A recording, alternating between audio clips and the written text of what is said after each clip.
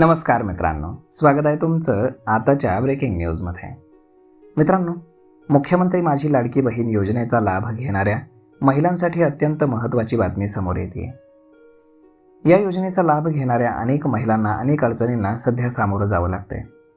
त्यातल्या काही पात्र महिलांपर्यंत दर महिन्याला मिळणारा 1500 रुपयांचा हप्ता पोहोचत नसल्यानं त्या महिला अनेक दिवसांपासून बाल विकास विभागाच्या कार्यालयामध्ये सातत्यानं हेलपाटे मारत आहेत। सोलापूर जिल्ह्यामध्ये 11,30,563 महिलांना या योजनेचा लाभ सुरुवातीला मिळाला।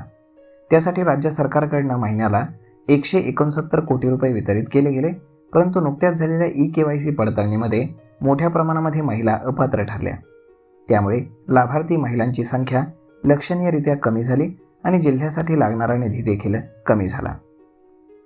लाडकी बहीण योजनेच्या अटींनुसार 4 चाकी वाहन असलेल्या महिला, वार्षिक उत्पन्न 2.5 लाख रुपयांपेक्षा जास्त असलेल्या महिला, 21 वर्षांखालच्या किंवा 65 वर्षांवरच्या महिला तसेच इतर काही सरकारी योजनांचा लाभ घेणाऱ्या महिलांना या योजनेतून वगळण्यात आले। लाडकीच्या योजनेमध्ये आणखीन एक महत्त्वाची बातमी सध्या समोर येते। योजना सुरू झाली तेव्हा 19 आणि 20 वर्षांच्या असलेल्या अनेक तरुणी आता 21 वर्षांच्या झालेल्या आहेत।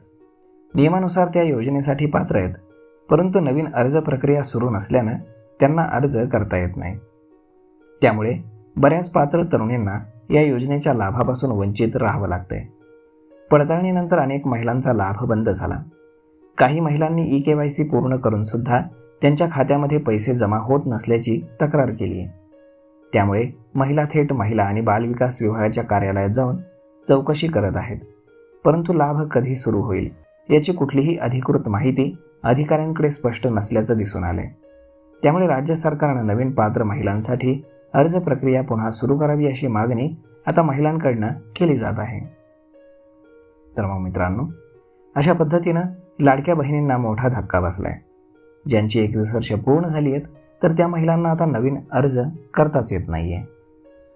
तर मग मित्रांनो, अशा पद्धतीनं हा व्हिडिओ, ही माहिती तुम्हाला कशी वाटली हे तुम्ही आम्हाला कमेंट करून नक्कीच सांगा।